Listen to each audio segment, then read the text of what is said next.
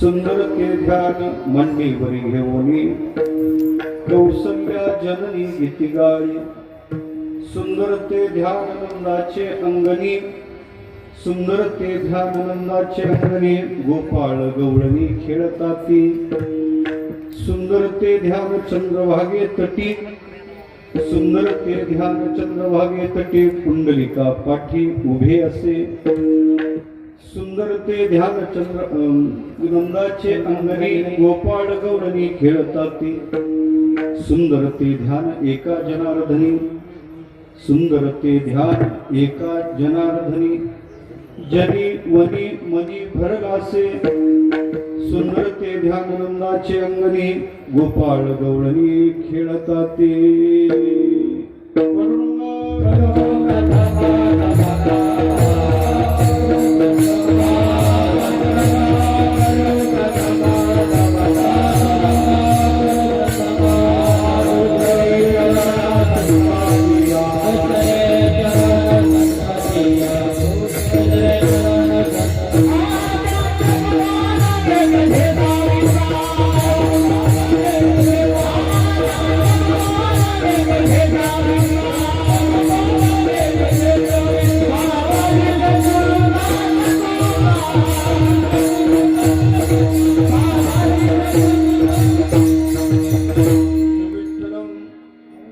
सुकरुणाळ नवमाशुतोषम दिनेश पोषणम मगसहंति सिंधुशोषम शिरोक्री मतिमुषम पुरुषम पुरंतम वंदे दुरंत चरितम हृदय संचरंतम ज्ञानेश्वर भगवान विष्णु निवृत्तिर भगवान हरः सोपानो भगवान ब्रह्मा मुक्ताख्या ब्रह्मचित्कला कथम यातोसि वैकुंठम मानवं देहमत्यजन् तुकाराम महासाधु कृपयाद्यापयस्व मां संपाद्य ज्ञानं च विधाय भक्तिं विलोकितो येन समाधिराजः वैराग्यवन्तं सुविचारयुक्तं नमामि जोनं शिरसा गुरुं तं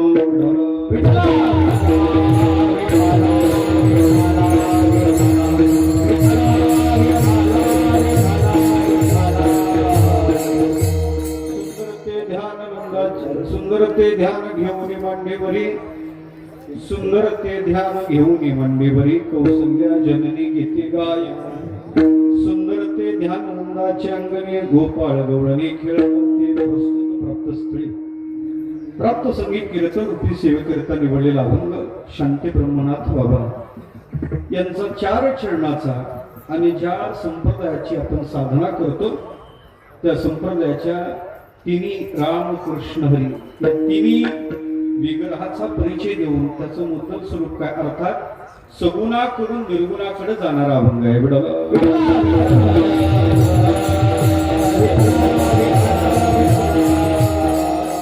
चिंतनाला आरंभ करण्यापूर्वी परिहार द्यायचा तोसा भगवान परमात्म्याच्या कृपेनं साधू संतांच्या आशीर्वादाने वैकुंठवासी हरिभक्तपरायण गंडराम महाराज यांच्या प्रेरणेने आणि ब्रह्मीभूत गुरुवर्य स्वामी निगमानंदजी महाराज यांच्या कृपा छत्राखाली परमश्री परमपूजनीय हरिभक्तपरायण गुरुवर्य महंत जनार्दन स्वामी महाराज पूजनीय बाबांच्या आशीर्वादाने आणि मार्गदर्शनात चालू असणारा हा संत श्री मस्तिंद्रगड याचा 48वा हा वार्षिक नारळी उत्सव नारळी सप्ताह मोठ्या आनंदात आपल्या या सिद्ध स्थळावर इथं असणारे हे स्थान संत सारसिद्ध बाबा त्यांच्या पावन कुशीत पावन वास्तव्यानं सिद्धतेनं पावन झालेल्या अशा मीड सावंगी नावाच्या गावात अतिशय गोड अशा प्रकारचा झाड चालू झालेला आहे.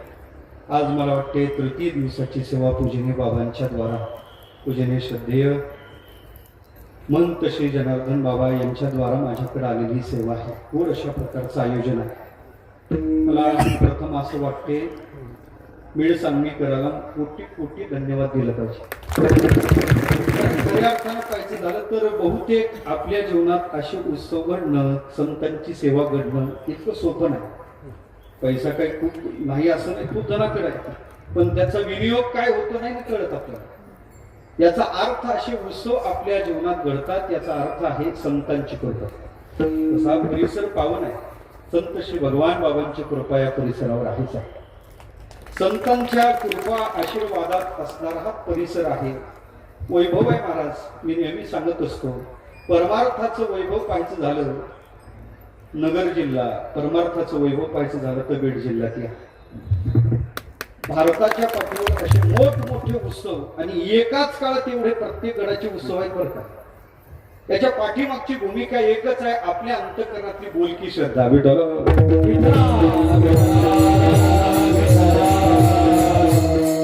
असणारी संतांवरची निष्ठा. खरं सांगू का देवा, संतांवर एक वेळ थोडं माफी मागून बोलतो, देवावरची निष्ठा डळमळली तरी चालते, पण साधूची निष्ठा डळमळली नाही पाहिजे. आपल्या जीवनात असणारी ही संतांच्या वर्षी निष्ठा श्रद्धा, ते आपल्या जीवनात सतत आल्हाद आनंद देणारा हा उत्सव आहे. आणि मला वाटतं हा निगमानंद बाबांच्याच कृपेने आहे.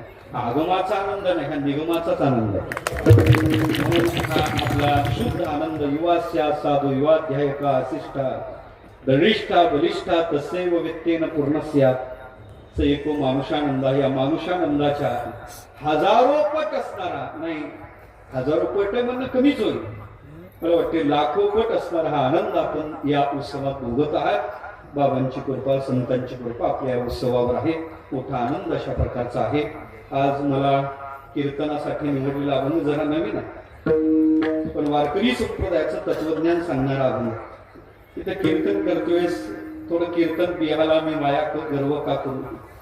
कारण खऱ्या अर्थाने इथं बाहेर कीर्तन कर, माझ्या पुढे एक दोन तीन चार शास्त्री आहेत. हो, आणि एक तर महाराज शास्त्री घडवणारे शास्त्री म्हणजे आदरणीय हनुमान चैतन्यचे महाराज भारतात सद्गुरुजोग महाराज वारकरी शिक्षण संस्थेचं एक अपूर्व आणि दैदिप्यमान रत्न. जोग महाराज वारकरी शिक्षण संस्थेचे अध्यापक आणि त्यात विशेषत्वानं पाहायचं झालं तर इकडला अभ्यास करून सुद्धा उत्तरेत अभ्यास ज्याने केला आणि जो अभ्यास जिवंत आहे, विद्यार्थ्यांना घडवतात, ते सगळे फेट्यावाले त्यांचे हे सगळे त्यांचे आहेत, पण ते गडाचे हे लक्षात हे सगळे जरी त्यांचे असले तरी ते गडाचे आहेत. या गडाचं वैभव असं आहे महाराज. या गडाची विशेषता आहे, इथं एक करत नाही. या गडाची विशेषता आहे एक करत नाही. गायन क्षेत्रातलं जातो जातो यत उत्कृष्टम तत् रत्नम कथ्यते. ते रत्नाची व्याख्या आहे, ज्या ज्या जातीचे जे उत्कृष्ट असते ते त्याला रत्न म्हणतात देवा. तर ते गायन कलेत रत्न असणारेच माझ्या मुलीकडे उभे आहेत. आमचे संजय महाराज महाराज खेळकर महाराज अधिक करून सर्वांत एक ते काय गुण अपार आहे. गायन कलेतले रत्न आहेत, वादन कलेतले दत्ता महाराज सगळे रत्न आहेत. आणि मला वाटतं हे केवळ बाबांची कृपा आहे.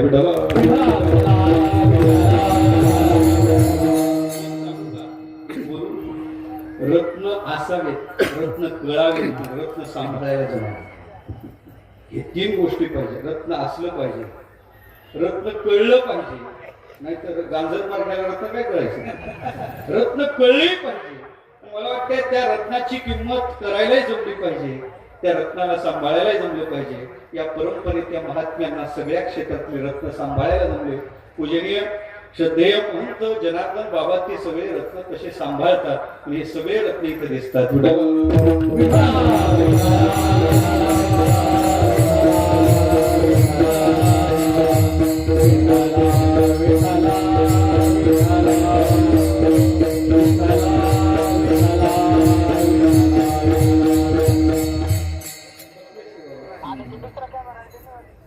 मला जड लिहू नकोस मी तुझ्या पाठीशी बसलेला मोठी मंडळी पाहिजे. बाबा माझ्यावर प्रेम आहेच. खऱ्या अर्थाने हे महात्म्य सद्गुरु जो महाराज परंपरेत अशी दैदिप्यमान रत्न आहे. रत्नाला प्रसवणारी संस्था त्यापैकीचे महात्म्य आहेत. पूजनीय आमचे आपल्या गावचे महंत आमचे आदरणीय महंत हनुमंतजी महाराज शास्त्री हे सुद्धा उपस्थित आहेत. आमचे गोसेवक हरी महाराज सुद्धा उपस्थित आहेत. एक ते काय गुण अपार सर्वांच्या विषयी अंतकरणात आदरभाव प्रगट करतो. खरं सांगू का, काही हृदयात इतके बसले मोठा वाटे बाहेर यायला तयारच नाही. आत इतके बसले ते बाहेर यायला तयार नाही. सगळ्यांच्या विषयी आदरभाव प्रगट करतो. अभंग निवडलेला अतिशय गोड आहे. अभंग जरा अपरिचित आहे, पण अभंगाचा भाव काय एवढा अपरिचित नाही बरं का. या अभंगात नाथ बाबा वारकरी संप्रदायाचं संबंध तत्वज्ञान सांगतात. वारकरी संप्रदाय निर्गुणाकडे जातो पण सगुणाची भक्ती करतो. निर्गुणी पावलो सगुणी भुजता. निर्गुणाकडे प्रवास करायचा पण सगुणाकडे जायचंय. पण मला वाटते सगुणात जे आहे तेच निर्गुणाच्या ठिकाणी, पण सगुण निर्गुणी नाही भेद, अशा प्रकारचा हा संप्रदाय आहे. या अभंगात अभंग का निवडला त्याचं कारण आहे, उद्याच रामनवमी आणि प्रभू रामचंद्राचं प्रगटीकरण औचित्य.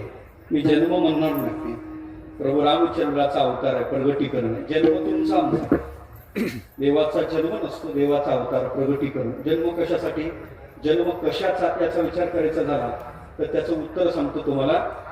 जन्म कशासाठी सरळ सांगतो, उचापात्यासाठी, दुसरं काही सुचत. जन्माचं प्रयोजन काय, मागे केलेल्या कर्म भोगण्यासाठी इथं आलो, इथं काहीतरी कर्म करायचं पुन्हा भोगत बसायचं, उचापात्या नाही तर दुसरं काय. जन्माचं प्रयोजन फार काही नाही, म्हणून देवाचा जन्म नाही, संतांचा जन्म नाही, त्यांचं प्रगटीकरण, त्यांचा अवतार असतो. देवाचा जन्म होत नाही याला प्रमाण देतो मी. ऐका, ज्ञानोबा म्हणतात सृष्टी करून त्याची रचना होत नाही. ज्ञानोबाची ओवी आहे, सृष्टीच्या होना नरचे सर्व संहार नवेचे हाती नाती दुधीचे पंचतमहार. सृष्टी करून त्याची रचना केल्या जात नाही, पण देवाचा जन्म नाही, देवाचं प्रगटीकरण आहे. या वेदांतात असं चिंतन केलं, य ब्रह्मवेदेश ब्रह्म भवती स्वयं ब्रह्मणो नास्ती जन्मतः पुनरेश न जायते.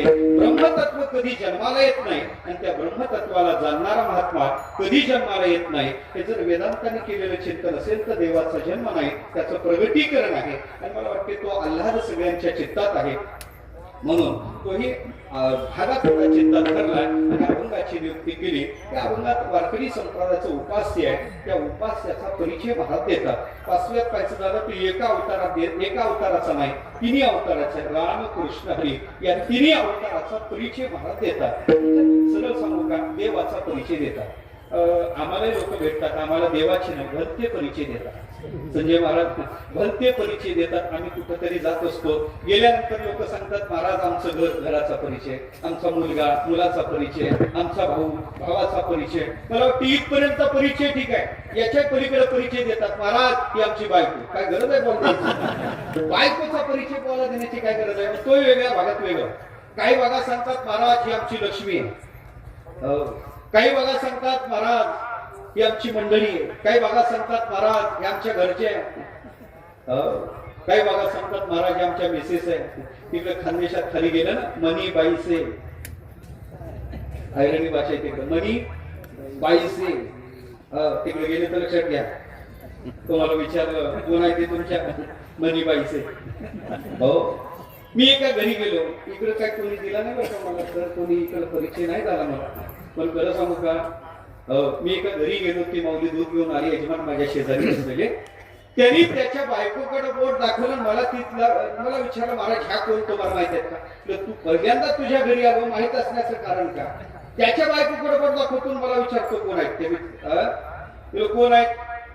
त्यांनी त्याच्याकडे तिच्याकडे बोट दाखवून मला परिचय दिला. मला महाराज हे आपलंच बारदान आहे. बायकोचा परिचय काय? मी इकडे तिला वरदान म्हणतात, पण याला काय म्हणतात हे कळलं पाहिजे. मी थोडं थांबलो, तिच्याकडे पाहिलं, त्याच्याकडे पाहिलं, मग तिला विचारलं ताई हे तुमचे कोण? आता ती त्याचीच बायको होती, त्याच्या संस्कारात वाढली. तिने त्याच्याकडे बोट दाखवून मला त्याचा परिचय दिला. म्हणजे महाराज हे आमचं ना भंगार आहे.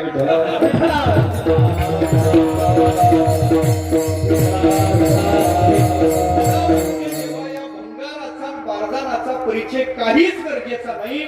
जीवनात परिचय व्हावा देवाचा, जीवनात परिचय व्हावा साधूचा. ऐका ऐका ऐका, मी तुम्हाला ते सांगतो का देवाचा परिचय नागबाबा आज आपल्याला देतात, का देवाचा परिचय साधू पुरुष आपल्या जीवनात देत असतात. ग्रंथ आम्हाला देवाचा परिचय का देतात? ऐका, मानवी जीवन दोन कक्षेत जगल्या जाते. एक जीवन आहे संपन्न जीवन आणि एक जीवन आहे सफल जीवन. संपन्न जीवन त्याला म्हणतात ज्या जीवनात भौतिक सुखाची वेलचेल आहे, गडव्यांची प्रॉपर्टी आहे, जीवन संपन्न आहे. पण ऐका, कितीही संपन्न असू द्या, शेवटी माती खात जावं.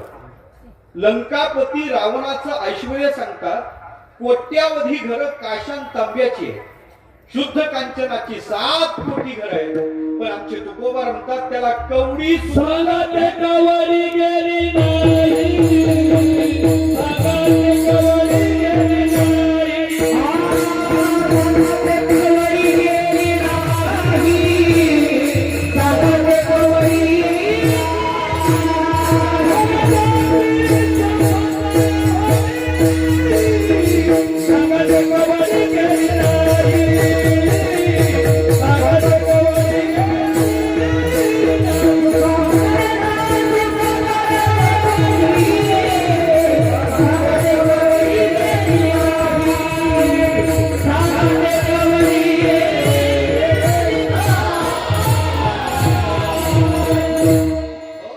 एवढीच याची संपदा आहे, कवडी सुद्धा न्यायला जमली नाही. ऐका, कितीही संपन्न जगा, माती खात जावं लागतं. मग जीवन संपन्न जगण्यापेक्षा जीवन सफल जगावं. आणि जीवन सफल कशाने होत असेल तर जगातला कोणताच परिचय नको, फक्त त्याला देवाचा परिचय झाला. देवाचा परिचय झाला का जीवन सार्थकी लागले, देवाचा परिचय झाला का जीवन सफल झालं. म्हणून तर आमचे तुकोबा म्हणतात, तुका म्हणे जन्म तुका म्हणे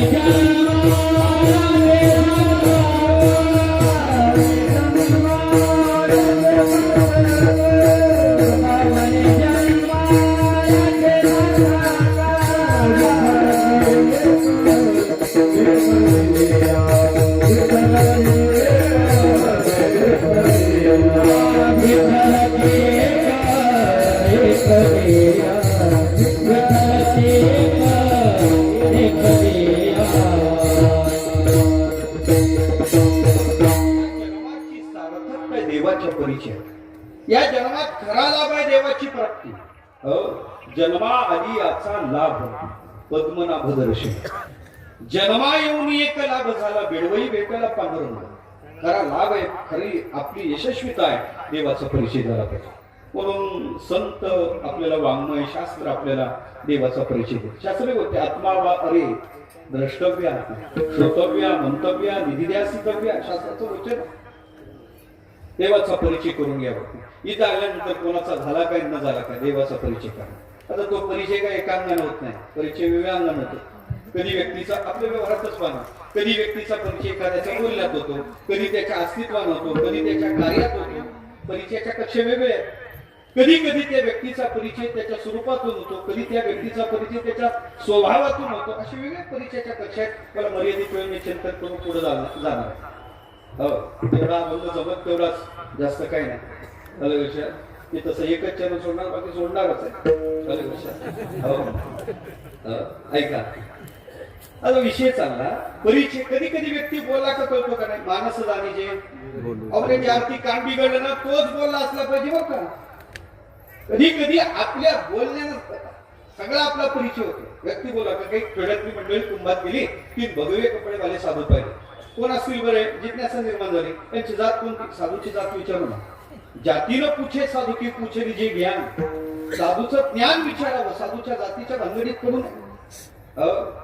कोण असेल यांची जात, त्यांना बोलकं केलं म्हणजे त्याच्या लक्षात येईल. बोलल्यावर व्यक्ती प्रगट होतो. ते काय बोलायचं, साधूकडे जाऊन काय बोलायचं, आकडा कोणता लागेल विचारा साधूला. साधूला विचारा, महाराज माझा उद्धार होईल का होईल.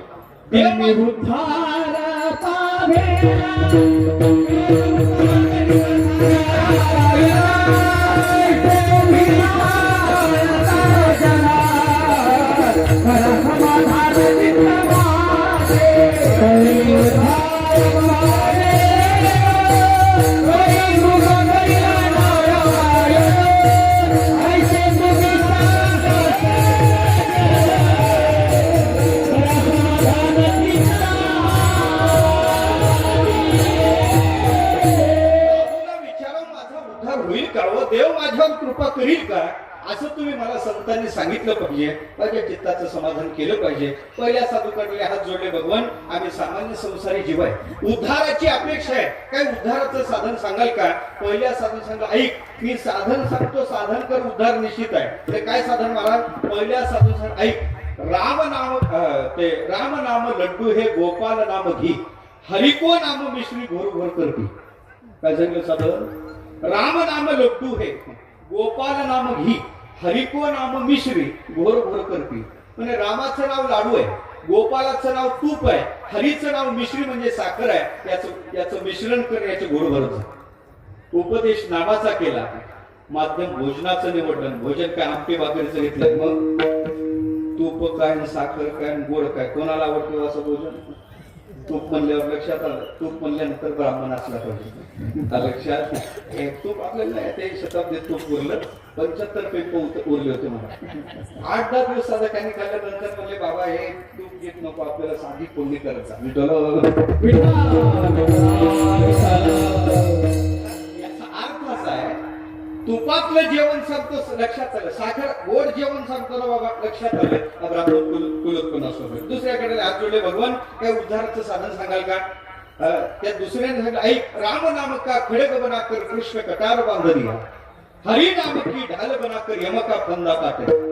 राम नाम खडक आहे, कृष्ण कटार आहे, हरी नामाची ढाल आहे, आणि त्यांनी यमाचं बंधन तोडून टाका. उपदेश नामाचाच केला, पण माध्यम शस्त्राचं निवडलं. लक्षात आला, क्षत्रिय कुलोत्पन्न असला. व्यक्ती बोलला का प्रगट होतो, शब्दातून तो प्रगट होतो. ऐका, तिसऱ्याकडे आले, भगवान काही उद्धाराचं साधन सांगाल का? म्हणजे काय करता तुम्ही, काय करता, काय करता म्हणजे त्याने सांगितलं, म्हणे महाराज नेमकं या जगात कसं राहिलं म्हणजे आमचा उद्धार होईल. मग त्यांनी सांगितलं, ऐक बाबा, यह जग सब हाट है, मोदी श्री भगवान जैसे जाको कर्म हे तोली दिव सामान.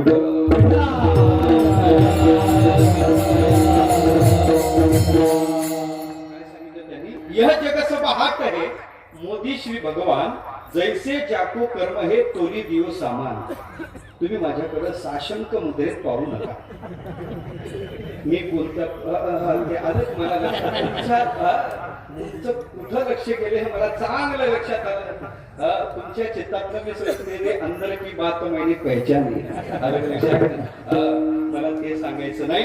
माझ्या वाक्यातला मोदी शब्दाचा अर्थ वेगळा, मोदी शब्दाचा अर्थ वेगळा आहे. आणि तसं जर तुम्हाला वाटलं, तसं जर घेतलं तर राजा देवाचीच भगवंताचीच विभूती असते, घ्यायला काही हरकत नाही. आलं लक्षात? काय घ्यायचं ते घ्या. माझा विषय चालला, यह जग सब हाट आहे. सगळं जगत म्हणजे बाजार आहे. हे सगळं जगत म्हणजे बाजार आहे.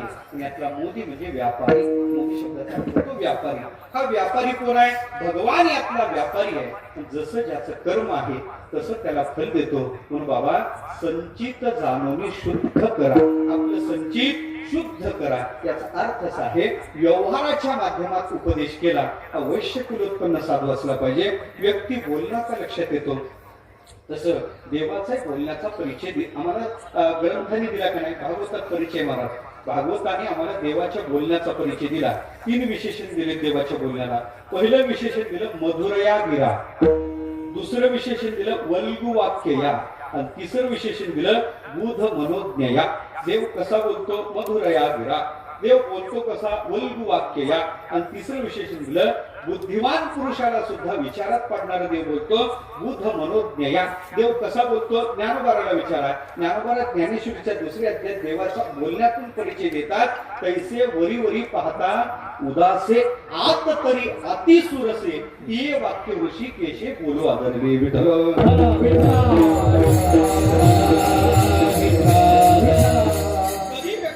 परिचय बोलण्यात होतो तसा कधी व्यक्ती देवाचाही परिचय त्याच्या बोलण्यात होतो.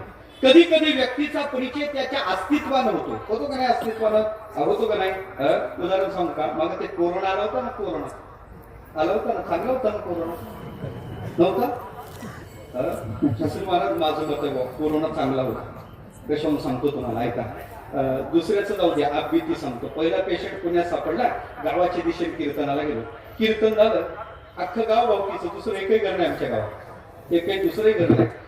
मी फोन केला गावाकडं, येतो म्हणून. आमचे महाराज म्हणणार गाव, आमचे महाराज म्हणणार गाव. मी गावी फोन केला, म्हणलं असं असं झालं, लॉकडाऊन झालं. बरोबर कालच्या 22ला बरोबर 6 वर्ष झालं. काल 22 तारीख झाली ना, 6 वर्ष बरोबर त्याला झाले. मी फोन केल्यानंतर गावात रात्री मीटिंग बसली. आणि पोलीस पाटील आमचा, सरपंच आमचा, आणि ते मला त्यांनी तिकडून फोन केला, म्हणे महाराज तुम्हाला एकच विनंती आहे, तुम्ही गावात येऊ नका. तुमची व्यवस्था आम्ही शेतात आंब्याखाली केली. कधी कशी जिवंतपणी. खरं सांगू का, खरं सांगू ऐका, तेव्हापासून मला एका वाक्याचा अर्थ लक्षात आला, आमची माती दुसरे नाही, आमचीच माती. आलं का लक्षात? कोरोना काही वाईट नव्हता तेव्हा, आणि कोरोनानं दुसरी एक चांगली गोष्ट शिकवली, कोणती? कमी लोकात लग्न होऊ शकते. नवरीच्या बापाचं दिवाळ अहो कधी वाजायचं आणि कधी कळायचं नाही. सकाळी दारात जर असा गर्दा दिसला का रात्री यांच्याकडे लग्न झालं बरं का. आलं का लक्षात? कोरोना काही वाईट होतं का? नवरीच्या बापाचं दिवाळ निघत नव्हतं कोरोनाच्या लग्नात, त्याचं कारण आहे, नवरीच्या बापाचं दिवाळ निघत नव्हतं त्या लग्नात. का नाही? त्याचं कारण आहे, वरमाय रुसतच नव्हती. तिला सांगितलं रुसण्यात का वेळ घातला, तिथून का गाडी आली तर क्वारंटाईन तुलाच करून देतो. त्या भानगडीत ती पडतच नव्हती. काही वाईट होता का कोरोना? आणखी कोरोना एक चांगली गोष्ट घेते, मास्क होते ना, ते मास्क होते ना, त्या मास्क मुळे कळायचंच नाही नाक असल्या काय नाक नसलं काय.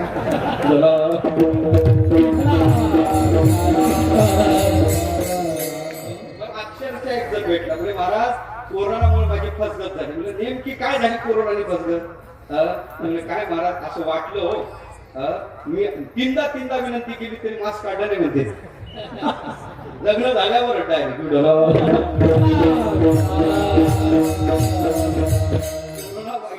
कोरोनात सुशिक्षित बेकार लग्न जुळत नव्हतं, इकडून तिकडून जुळवलं म्हणलं बरं का. नवरीच्या बापाने आग टाकली, एकही म्हातारा लग्नाला आणायचं, दुसरीला अटकवा. आठवतं का? दुसरीला म्हातारा माणसावर होती, सरकारने गाड्या बंद केल्या होत्या. एकही म्हातारा लग्नाला आणायचं नाही तर आमची पोरगी देऊ. लहरी स्वभावाचा नवरीचा बाप. लग्न जुळलं, हे स्वीट पार्ट मध्ये केलं नवरदेव. हे जुळतच नव्हती इतकी दिवस, पेढेच घेऊन पेढे वाटतच गेलं.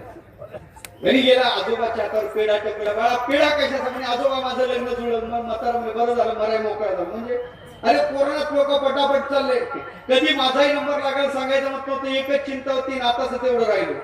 एकदा डोळ्यांनी लग्न पाहिलं, हाताने अक्षता टाकील, एकदा बुंदी खायला मग गेलो तरी काही हरकत. ते म्हणजे आजोबा लग्नाला यायला जमायचं नाही. म्हणजे का? त्यानं सांगितलं, नवरीच्या बापाने आग टाकली, सरकारनं त्या कोरोना म्हाताऱ्याला गाड्या बंद केल्या, तुम्हाला जमायचं नाही. ते म्हणे मला माहित नाही येणार म्हणजे, पण तुम्ही आलेत लग्न नाही होणार.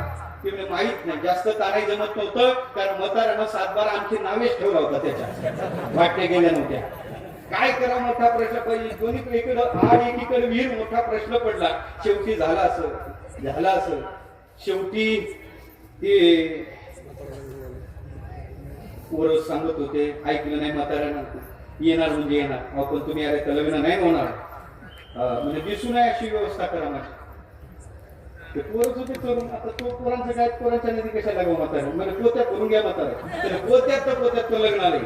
पाहता काय लग्नाचा दिवस उजाडला, गाड्या आल्या, गाड्यात डीजे टाकला, तरुण बसले. डीजेवर नाचायला बॉक्स लागतात, बॉक्स. बिस्लरीचे नाही लागत. कोणते लागतात? कोणते? हा आलं तुमच्या लक्षात. ते बॉक्स बॉटलची गाडी टाकले. म्हातारा मागं लागलं. पाहता काय तरुणच पोर होते, त्यांनी म्हातार भरलं ना पोत्यात, टाकलं म्हातारा. तिकडे ते वराड गेलं, जामसार वराड उतरलं. जामसार वराड उतरल्यानंतर झालं असं, डीजे खाली उतरला, तरुण खाली उतरले, बॉक्स खाली उतरले, बॉक्स कोपऱ्यात गेले, तरुण तर होऊन आले. डीजे चालू झाला, पोरं नाचू लागले, म्हातारा पोत्यातच नाचू लागलं. तर तिथंच एक बॉटल टेकून त्याच्यासाठी ते तो म्हणत होतो. आलं लक्षात? पोत्यातच म्हातारा नाचू लागलं. महाराज पाहता काय, तिकडले एकानं पाहिलं, सगळे पेताळ दिसतात, नवरदेवाच्या तोंडाचाही वास येते, काय करायचं? हलक्या कानाचा होता नवरीचा बाप, त्याचे कान भरायला गेला. म्हणजे असं पेताळाने अशा घरी पोरगी देता का? मग लग्न मोडा. आता कसं काय मोडा? वराड आलं, कसं काय मोडा? म्हणजे नदीच्या पलीकडे वराड. त्यांना सांगा, लग्न मंडपात यायचं झालं तर आमच्या गावची प्रथा आहे काय? आमच्या गावची नदी गावरान तुपानं वाहती करून द्यावं लागते, तरच आमची पोरगी तुम्हाला भेटत. काय? गावरान तुपानं, लोणकडे तुपानं वाहती करून द्यावं लागेल तर आमची पोरगी तुम्हाला देऊ नाही, तर लग्न मोडलं म्हणून समजा. हो, निरुप्यानं निरोप येऊन सांगितला, नवरदेवाचे तू उतरले. त्याच्यात सोबत असतात 4-2, काय म्हणतात तुमच्याकडे त्याला? कलवरी. बरोबर. काही भागात त्याला लांडगी म्हणतात. काय म्हणतात त्याला? टपूनच असतात लांडगी. लांडग्यासारखे म्हणून त्यांना लांडगे म्हणतात, सोपणे म्हणतात. भरपूर नाव आहेत त्यांचे. आलं का लक्षात? ते तुम्ही गेले तिकडे पश्चिम महाराष्ट्रात त्याला लांडगे म्हणतातच. हा बरोबर आहे ना? हा तुम्हाला पटलं वाटतं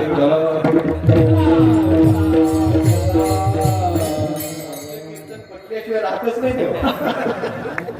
ऐका ते म्हणजे आपण सांगायला जाऊन ते डुलत डुलत आले तर अशा काठ्याच काढल्या नवरीच्या बापाने. ते म्हणे, ए बाबा लग्न काय होत नाही, शेवटी गाड्या काढा, गाड्या काढा. 1 तास 1.5 तास विचार केला, जुळवा जुळव काय जमत नाही. वेळ कशाला घालता, गाड्या काढा. गाड्या वळवल्या, डीजे गाडीत टाकल्या, काही उचलून टाकले, काही बसले. जास्त झाले तर उचलून टाकावं लागेल. गाड्या काढायच्या तेवढ्यात एक म्हणे, कारण लग्न असंही म्हणलं तसंही म्हणलं, पण सकाळपासून म्हातारा पोत्यात आहे, त्यांचा जीव पोत्यात त्याच्या घेता काढायला बाहेर. एक जण पोत्याच्या जवळ गेला, पोत्याचा दोर सोडला, म्हातारा सापडून बसलो होतो पोत्यात. मान वर केल्यावर पोत्यात त्या म्हाताऱ्याने विचारलं, का रे डीजे का बंद झाला? आणि पाणी माग सकाळपासून त्याच्यात पोळ्या, डीजे का बंद झाला? ते म्हणे असं असं झालं. म्हणे असं नवरीच्या बापाने सांगितलं, आमच्या गावची नदी गावरान तुपानं वाहते करून द्या, तर पोरगी नाही तर लग्न मोडलं म्हणून समजा. मग खायला तूप भेटणं एवढं आणायचं कुठून? लग्न मोडलं म्हणून तुम्हाला काढायला. ते म्हातार म्हणे, काय रे तुम्हाला डोके आहेत काय, आकली आहे? एवढ्या शुल्लक कारण कुठे लग्न मोडायची असतात का?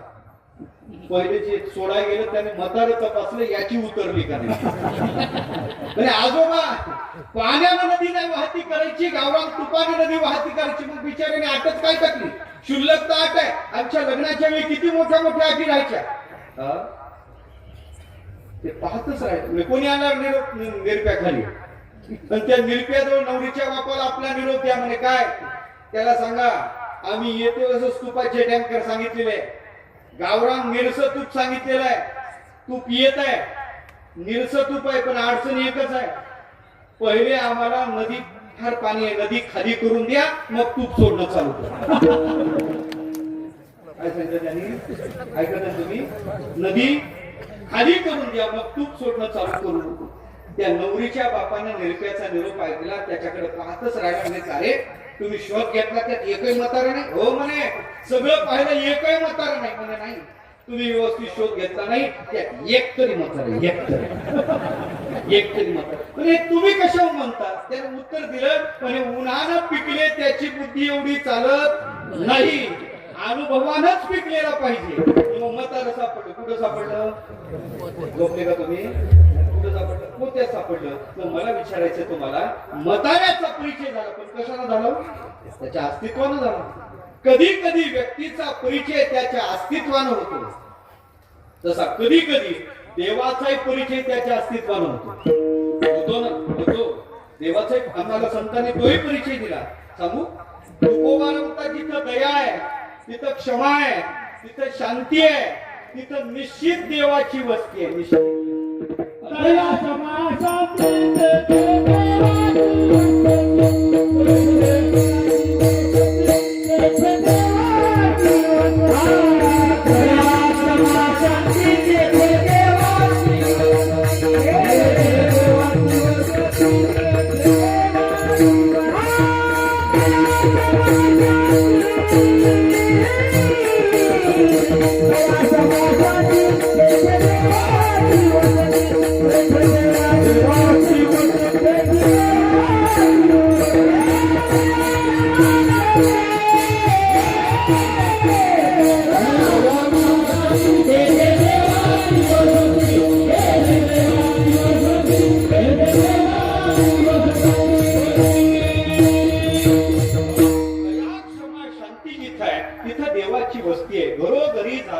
लक्ष्मीचा वास, दैन्य दारिद्र्यास त्रास आला, क्षयत इंदिरा. आलं लक्षात? हे मला वाटते देवाच्या अस्तित्वाचा परिचय आहे. देव येणार आहे, देवाच्या अस्तित्वाचा परिचय आहे. उत्तम हा चैत्र मास, ऋतू वसंताचा दिवस, शुक्ल पक्षी नवमी, पुढे सुरवरतो ते व्योमी. हे सगळं जे वर्णन आहे देवाच्या अस्तित्वाचा परिचय आहे. देव येणार याचं वातावरण आहे. ऐका ऐका, माझा विषय चाललाय का कधी कधी व्यक्तीचा परिचय त्याच्या अस्तित्वानं होतो, तसा देवाचाही परिचय त्याच्या अस्तित्वानं होतो. कधी कधी व्यक्तीचा परिचय त्याच्या कार्यातून कार्यातून होतो का नाही कार्यातून म्हणे हे कोण म्हणे 4 दिवसापासून टीव्हीवर ज्यांची बातमी झळकत आहे ना ते हेच बरं का मला वाटते परिचय स्वतःच्या कर्तृत्वानं झाला कधी कधी परिचय होतो हे कोण म्हणे हे माहित नाही का आपल्या गावातल्या अमुक रस्त त्याचे हे चिरंजीव म्हणजे याचं कर्तृत्व नाही याच्या बापाकडून याचा परिचय बापाच्या कर्तृत्वानं पोराचा परिचय मला वाटते हा जरा मध्यम परिचय याच्या पलीकडला परिचय हे कोण म्हणजे आपल्या गावातले अमुकग्रस्त नाही का त्यांचे हे जावई म्हणजे याच्या घरातच कोणी करतो तो सासरवाडी कडून याचा परिचय द्यावा लागतो सासरवाडीकडून सासऱ्याहून याचा परिचय द्यावा लागतो मला सांगायचं काय हा कनिष्ठ परिचय मी याच्या खालचा परिचय सांगू याच्या खालचा परिचय हे कोण म्हणजे आपल्या गावचे अमुक बाई नाही का तिचे मालक आहे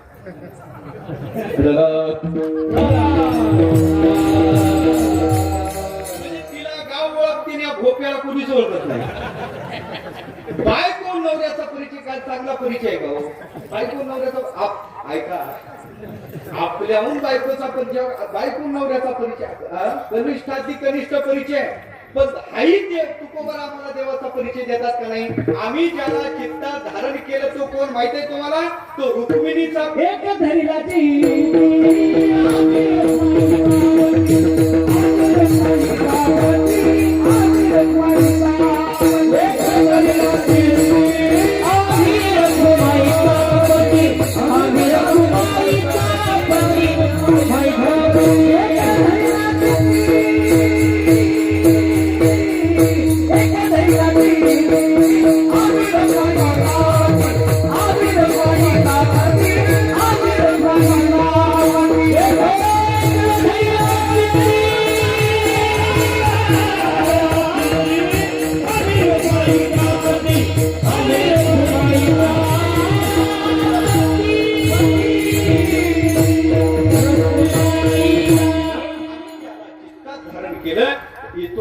रुक्मिणीचा पती बायकोन परिचय देवाचा बायकोन लक्ष्मी वल्लभा दीनानाथा पद्मनाभा बायकोन परिचय खरं सांगू का याचा तसा परिचयच नाही याचा परिचय द्यायला जमत नाही कशी बोटानं दाखवू तुला सांग गुरुच्या मला काय विशेष आहे त्या हे काही एक कैसे नाना परिभाषा मिसे स्तोत्र करू तुझ उद्देशे निर्विशेष 11व्या अध्यायाची ओवी आहे 11 क्रमांकाची ओवी आहे 18व्या अध्याय काय आहे देव धातूचे 10 अर्थ कुठे केले देवी विजयकेशा सुटी मोद मद कांती गतिशू 10 अर्थाच्या 10 ओव्या केल्या जय जय देव निर्मळ निजजन किल मंगळ जन्म जरा जलदजाळ प्रभंजन इथून पासून हे सगळं चिंतन केलं आणि हे सगळं परिचय देवाचा दिला आणि शेवटी सांगितलं एका परिभाषेनं तुमचं काय वर्णन करू सांगू तुमचा परिचय आमच्याकडून देणं शक्य नाही हे काय एक कैसे आणि बाप तू माय ही बोलीना स्तुती होय डिंभोपाधिका हे वेटाळून हे सगळं चिंतन पाहण्यासारखं आहे 18 त्याच्या नमनाचं चिंतन पाहून घ्या माझ्याकडे घड्याळ मर्यादित आहे माझा विषय एवढाच चालला का त्याचा परिचय तसा मायेकडूनही दिला जातो पण असे वेगवेगळे परिचय तुकोबर आहे ज्ञानोबर आहे मला वाटते नाथ बाबा हे संत आपल्याला त्या देवाचा परिचय देतात जीवाला देवाचा परिचय झाल्याशिवाय जीवाचं कल्याण नाही पण देवाचा परिचय पण ऐका आज देवाच्याच परिचयाचा अभंग आहे पण या अभंगात परिचय देते वेळेस त्या देवाचं नाव कुठंच नाही अभंग अख्खा म्हणून का अख्खा रामाचं नाही कृष्णाचं नाही हरीचं नाही आणि मला वाटते त्याच्या मुद्दल स्वरूपाला तर नावच नाही त्याच्या मुद्दल स्वरूपाला नावच नाही कौशल्यनं मांडीवर घेतला त्याचं नाव आहे का इथं नाही ऐका नंदाच्या अंगणात खेळायला गेला त्याचं नाव आहे या अभंगात नाही त्याच्यानंतर कुंडलिकाच्या पाठीमागे उभा आहे त्याचं तरी नाव या अभंगात आहे का नाही सरळ या अभंगात त्याचं नाव घेतलं नाही पण परिचय त्याचाच दिला आणि हे सगळे तिन्ही जरी रूप असले तरी त्याचं मुद्दल जनी वनी मनी भरल असले हे त्याचं व्यापकत्व सांगायचं झालं तरी ते त्याचं मुद्दल रूप आहे त्याला ते नावच नाही पण खऱ्या अर्थानं पाहायचं झालं तर असा विलक्षण स्वरूपाचा अभंग आहे वारकरी संप्रदायाचा संबंध तत्वज्ञान सांगणारा अभंग आहे अभंग अतिशय सोपा आहे अभंग सोपा आहे ऐका आता थोडा घाट लावतो ऐका अभंगाच्या पहिल्या 3 चरणात देवाचा परिचय दिला पण वेगळा परिचय दिला आणि अभंगाच्या शेवटच्या चरणात देवाचा परिचय दिला पण वेगळा परिचय दिला ऐका अभंगातल्या पहिल्या 3 चरणात देवाच्या रूपाचा परिचय दिला शेवटच्या चरणात देवाच्या स्वरूपाचा परिचय अभंगातल्या पहिल्या 3 चरणात देवाचा स्थूल परिचय दिला शेवटच्या चरणात देवाचा सूक्ष्म परिचय दिला. अभंगातल्या पहिल्या 3 चरणात देवाच्या स्वभावाचा परिचय दिला. स्वभाव शब्दाचा अर्थ इथं प्राकृतिक, प्रकृतीचा आश्रय करून जो नटला तो घ्या. आणि मला वाटते अभंगाच्या शेवटच्या चरणात स्वस्य भावा इति स्वभावा म्हणजे स्वरूपाचा अर्थात स्वभावाचा परिचय दिला. अभंगातल्या पहिल्या 3 चरणात देवाचा तटस्थत्वानी परिचय दिला आणि अभंगाच्या शेवटच्या चरणात देवाचा स्वरूपत्वानी परिचय दिला. थोडक्यात सांगतो, भजन करा विठ्ठल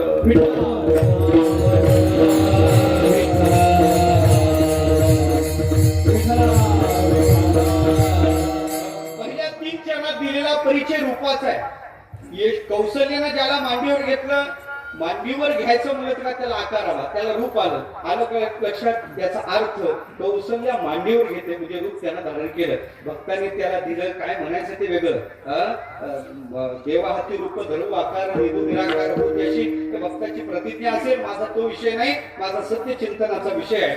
पहिल्या चरणात देवाचं रूपच आहे, दुसऱ्या चरणात देवाचं रूपच आहे. नंदाच्या अंगणात खेळायला गेला, निर्गुण रूपाने खेळायला नाही जात गेला तो. निर्गुण रूपाने त्याला खेळायला जमत नाही, त्याला सगुण साकार व्हावंच लागलं. याचा अर्थ तिथे रूपाचा परिचय आहे. कुंडलिकाच्या पाठीमागे उभा आहे, तिथं उभा राहायचं तरी मला वाटते तिथं सुद्धा त्याचं रूपच आहे. न जनी मनी मनी भरला असेल याचा विचार करायचा झाला तर तिथं मात्र त्याचं स्वरूप आहे. तिथं व्यापित्वात देशतंतो नित्यत्वा नापिकालतः न वस्तुतोपि सर्वात्म्या दानंतम ब्रह्मणी तीर्धा. त्याचं अनंतत्व शेवटच्या चरणात जर सांगत असतील तर मला वाटते त्याच्या वास्तव अनंत हे त्याचं स्वरूप आहे आणि त्याच्या स्वरूपाचा परिचय दिलेला आहे. पहिल्या 3 चरणात जो परिचय दिलेला आहे चर्मदृष्टीला दिसणार असेल, पण शेवटच्या चरणातला परिचय चर्मदृष्टीला तो अनुभूती, त्या अनुभवाची जो हे बोलायचे ते बोलण्यातला नाही. ऐका, पहिल्या 3 चरणात देवाचाच परिचय दिला, पण तटस्थ परिचय दिला. पण शेवटच्या चरणात देवाचा स्वरूपगत परिचय दिला. कशाला म्हणतात तटस्थ परिचय? ऐका, मी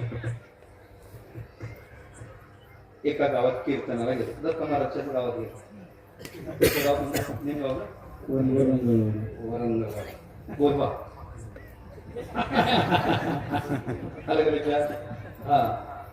त्यांच्या गावात कीर्तनाला गेलो.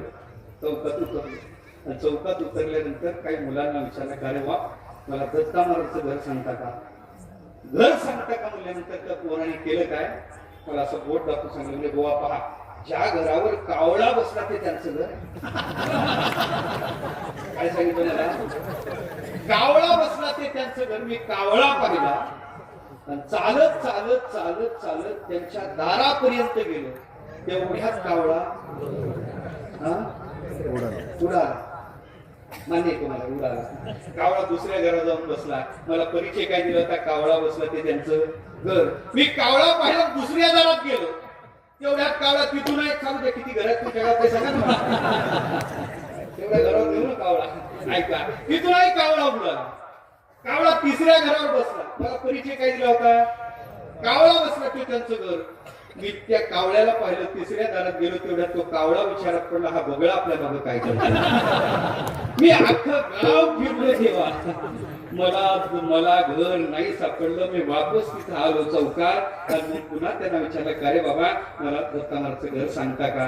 ते म्हणे, बुवा तुम्हाला आता सांगितलं कळत नाही का? तुम्ही बुवा लोक म्हणजे काय महाराज ते वक्ते बाबा, बुवाची व्याख्या करायची बाबाची. वक्ते बाबा म्हणायचे बुवा म्हणजे काय? अख्ख्या गावाचा मेवना, कोणी उडवा त्याची, कोणी उडवा. आलं लक्षात? दुसरी व्याख्या ते करायची बुवाची. कोणती? बुवा म्हणजे सार्वजनिक मालमत्ता, कोणी त्याच्यावर सत्ता गाजवा. आलं लक्षात? झालं असं. पुन्हा त्यांना विचारलं, तुम्हाला कळत नाही का? आता सांगितलं. अरे म्हणलं, मी तू कोणतं घर समजू? कावळा खूप घरावर बसला. कोणतं? म्हणे बुवा. ज्यावेळेस मी अंगुली निर्देश करून सांगितलं होतं त्यावेळेस कावळा ज्या घरावर होता ते त्यांचं घर होतं. आलं लक्षात? जो परिचय कधी असतो कधी नसतो आणि अन्यापासून त्याला वेगळं करतो त्याला तटस्थ परिचय म्हणतात. त्याला आपलं तटस्थाची व्याख्या असते. पण खऱ्या अर्थानं कधी आहे कधी नाही, पण अन्यापासून त्याला वेगळं करते, तो तटस्थ परिचय. नेमकं सांगशील का? मग त्या मुलाने सांगितलं, बाबा पाहता ज्या घराला भगवा रंग आहे ते त्यांचं घर आहे. मी रंग पाहिला, चालत चालत दारात आलो, तेवढ्याच घराचा रंग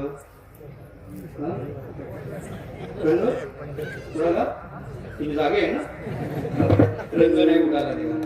रंग घराच्या स्वरूपाच्या अंतर्गत आहे. मी काय म्हणलं, घराच्या स्वरूपाच्या अंतर्गत आहे. माझा दृष्टांत संपला. पहिला जो परिचय कधी आहे खमु हल्ली मुक्काम आणि शेवटच्या चरणातला परिचय कामू कायमचा मुक्काम. 3 चरणातला परिचय तटस्थ परिचय. तटस्थ परिचय, तटस्थ. आता एक तटस्थ परिचय देते वेळेस आम्हाला नाथ बाबा सांगतात, कौशल्येनं ज्याला मांडीवी घेतलं आणि गीत गात आहे हा त्याचा तटस्थच परिचय. सुंदर ते ध्यान सुंदर ते ध्यान सुंदर ते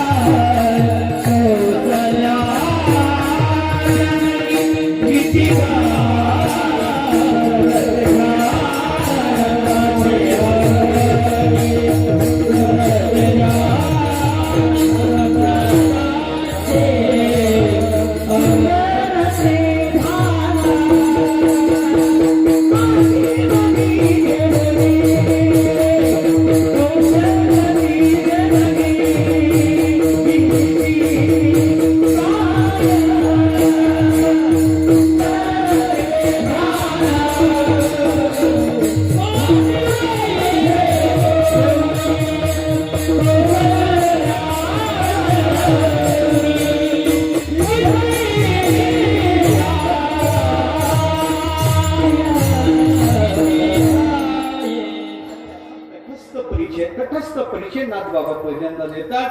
कौशल्येनं राम अवतारात त्याला मांडीवर घेतलं. ऐका, हा अभंग थोडा विलक्षण आहे. त्या अभंग चढता क्रम आहे बघ, त्याचा चढता क्रम आहे. राम बाल घेतला, कृष्ण कुमार घेतला, विठ्ठल पुरोडे घेतला. त्या अभंगाची रचना काय, अभंग थोडा बारकाईने लक्षात घेतला पाहिजे. मांडीवर घ्यायचं नंतर मांडीवर घेतला, ज्याला अंगाई गीत कौशल्या माता गात आहे तो बाल आहे. बालाचं चिंतन करायचंय म्हणून तो बाल आहे. सुंदर तो कसा आहे मला त्याचे पुढे सांगायचं आहे. अभंगी बाजूला ठेवतो. या अभंग सगळ्याच अभंगाचं पालुपद आहे. सुंदर ते ध्यान, सुंदर ते ध्यान, सुंदर ते ध्यान, सुंदर ते ध्यान. विलक्षणता अशी आहे. याचा तटस्थ परिचय देते. राम अवतारात जो परिचय दिला, मांडीवर घेतला, तो सुंदर आहे. कृष्ण अवतारात खेळत आहे, तो सुंदर आहे. आणि त्याचा तटस्थ परिचय. अखंड काही खेळतच राहिला का दारात? नाही मला कधी खेळत असेल कधी. हे सोंग सारिले या रूपे आमचे पुढे होत करणे आहे तुका म्हणजे धर्मसंस्थापने केला नारायण अवतार आहे. आणि पुढं सुंदर ते ध्यान चंद्रभागे तटी पुंडलिका विटेवर का अखंड उभा आहे का? पुंडलिका पाठी उभी असे अखंड उभाच आहे का? नाही, तिथे काय अखंड उभा नाही. सांगू का तुम्हाला, हे सगळ्या तिन्ही चरणातला परिचय तटस्थ आहे. मी येणार, मला जसं शक्य होईल तेवढं पहिल्या चरण सगळ्या चरणाचं मी चिंतन मांडणार आहे. ऐका ऐका, हे तटस्थ कसा परिचय? अखंड विटेवर आहे का? आता विटेवर आहे. काय झालं, एकदा नामदेव महाराजच्या घरी नामदेवाच्या आईला सांगितलं, नामा अरे दिवाळीचं सण आला, देवाला स्नानाला घेऊन येतो. अभ्यंग स्नानासाठी नामदेव महाराज गेले, देवाचा हात धरला, म्हणजे देवा आईने तुला दिवाळीच्या अभ्यंग स्नानासाठी बोलावलं. अरे मामा आलो असतो बाबा, पण आता काकड्याची वेळ झाली, मी जरी तो दिसलो नाही, बडवे गोंधळ घालतील, मला नाही जमायचं यायला. म्हणजे देवा माहित नाही, आईने तुला सांगितलं यावं लागेल म्हणजे यावं लागेल. खट्टाला पेटले नामदेव महाराज लढीवर बसतात महाराज नाविलाज झाल्यानंतर नामदेव महाराजांनी देवाचा हात धरला, तुला यावंच लागतं. अरे पण नामा मी तुझ्या घरी आल्यावर इथं कोण आहे म्हणजे सोपा देवा, तू माझ्या घरी जा, तुला माझं घर माहिती आहे, पुढच्या चौकातून दक्षिणेला चढवळ पोळीत गेलं का आपलं घर, तुला मग घर माहित आहे, तू माझ्या घरी जा, तेवढा मी तुझ्या जागेवर उभा राहतो. देवानी कपाळाला हात लावला म्हणे नामा, अरे दररोज रावलाच पडून राहतो, तुला कबड्डी ओळखायचे नाही म्हणजे देवा सोपा आहे. काय सोपा आहे, तू आपल्या भक्ताला आपल्या मुक्त्या देतो का नाही, तुझी तात्पुरती स्वरूपता नावाची मुक्ती मला दे. स्वरूपता नावाची मुक्ती म्हणजे तुझं जसं रूप आहे तसं मला रूप दे. म्हणजे तू देवा काळ आहे ना, मला काळ कर, माझं काळ कर नाही, गोंधळ कर माझं काळ कर असं नाही त्याचा अर्थ. तू काळ आहे मला काळ कर. देवाला युक्ती पटली महाराज. देवानी नामदेव महाराजच्या डोक्यावर हात ठेवला आणि तथास्तु म्हणल्याबरोबर नामदेव महाराजाला देवासारखं रूप भेटलं महाराज. नामदेव महाराज देवासारखी दिसू लागले. नामदेव महाराज देवासारखी दिसू लागली महाराज. नामदेव महाराजाला तस्वीस तज्जनेचे भेदाभावात अविभागेन दृष्टत्वात भक्तिशास्त्र ज्ञानशास्त्र त्याच्या अद्वैतात अर्थात खऱ्या अभेदाचे चिंतन करते, तसं त्यात काहीच भेद दिसत नाही. नामदेव महाराजांनी देवासारखी दिसू लागली म्हणजे देवा एक खाली येतात. देवाला खाली बोलावलं. नामदेव महाराज रूपी देव विठ्ठल उभे झाले म्हणजे नामा दिसण्यावर होत नाही बरं का, उभं असं राहावं लागते. पाय जोड समचरण, कमर राहते कमर राहत, पोझिशन ऍक्शन आलं लक्षात. म्हणजे देवा जास्त वेळ लावू नको बाबा, स्नान करून लवकर ये बरं का. हे असं उभं राहण्याची आपल्याला सवय ना, कुठं खासते काय हे पण नाही बाबा, हे काय नाही. आपल्याला काय जास्त वेळ असं या पोझिशन मध्ये उभं राहणार नाही. काम पडलं तर स्नान करून फराळ करत बसू नको, फराळ मी नंतर घेऊन येतो, पण पहिले स्नान करून लवकर ये. नामदेव महाराजांना देवाला म्हणतात म्हणे नामा आणखी नाही बाबा, आत्ता बडे येतील काकड्याची सामग्री घेऊन येतील, काकडा करतील. काकडा झाला नामा का स्नानाचं साहित्य असतील, गरम पाणी थंड पाणी दही दूध आलं लक्षात. नामा गरम पाणी टाकलं तरी काही तक्रार करायची नाही बरं का, चटका बसला. थंड पाणी जरी टाकलं तरी अंगाला काटा फुटू द्यायचा नाही. नाका तोंडात जरी दही दूध गेलं तरी तर लोक देव म्हणतात बाबा. देव म्हणणे इतकं सोपं आहे का, देव म्हणणे इतकं सोपं आहे का, आलं लक्षात. हा नामा स्नान करता करता बडवे 1.25 किलो लोण्याचा गोळा माझ्या तोंडाजवळ दररोज धरतात, फक्त पाहायचा. नामदेव महाराज म्हणे देवा अरे दररोज रावळातच पडू नाही ना. नामदेव महाराज पिले विटेवर उभे झाले, बडवे आले, देव उठवले नाही. नामदेव महाराजांनी लगेच महाराज ते बडवे आले, त्याच्यानंतर आरती केली. उठा पांडुरंगा आता दर्शन द्या सगळं. देवाची आरती आटोपली. गरम पाणी टाकलं काही परिणाम नाही, थंड पाणी टाकलं अंगाला काटा फुटला नाही. दही दूध टाकलं कुठं काय त्याचा परिणाम नाही. हो स्नान करता करता देवाला भूक लागते. बडव्यांनी 1.25 किलो लोण्याचा गोळा असा पांडुरंगाच्या तोंडाजवळ धरला. एका हातात आरती घेतली, डोळे लावून देवाला विनंती करतात, देवा करा सेवा. येऊ नाही पण सहज जीभ बाहेर आली.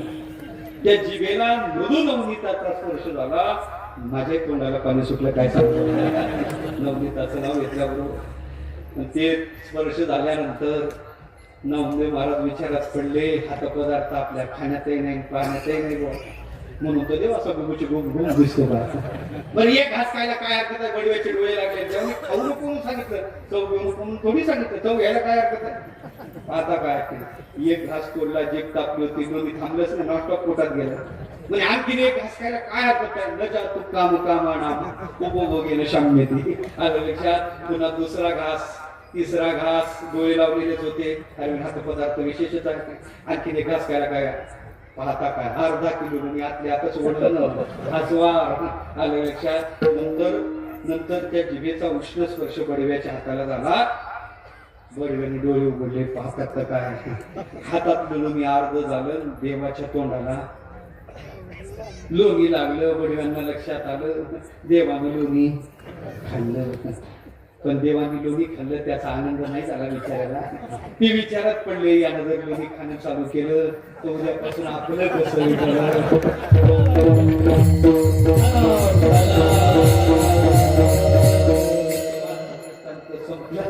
कधी विटेवर उभा आहे आणि कधी नामदेव महाराजांच्या घरी गेलेला आहे. अखंड विटेवर आहे का म्हणजे या तिन्ही चरणातला त्याचा परिचय हा कायमचा नाही बाबा, हा त्याचा तटस्थ परिचय. हो, तटस्थ परिचय.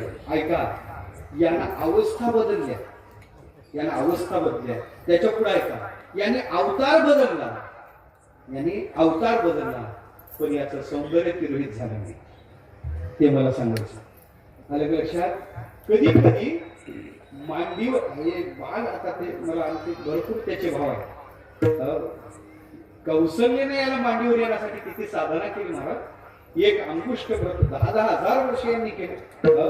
मनुष्य किती मोठी साधना करावी लागली, किती मोठा त्याग. देव बाळ होण्यासाठी काय सामान्य साधन आहे का? कोणतंच बळ चालत नाही तिथं. पैशाचं नाही, शरीराचं नाही, सत्तेचं नाही, योगाचं सुद्धा नाही. योगाचं बळ चालतं कुठं? अतिंद्रिय राहीचे योग बळ, अतिंद्रिय नाही मन, अंगी योगाचे होय बळ. तरी मन हे केतुले चपळ ज्ञानबळ बोलतात.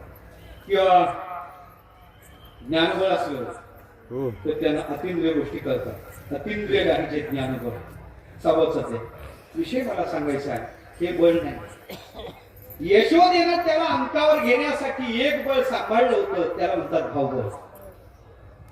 भाव पळ्या कळे रवीना कळे